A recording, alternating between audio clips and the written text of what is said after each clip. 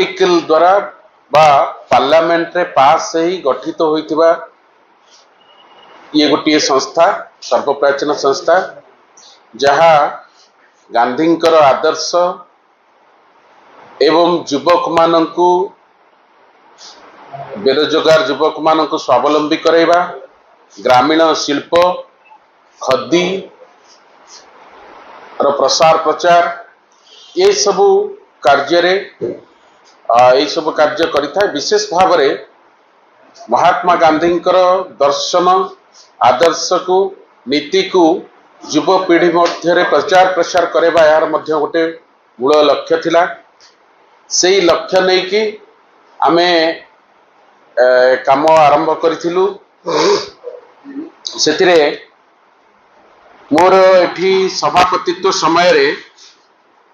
मु आपण मानकु गोटे गोटे कॉपी देबी।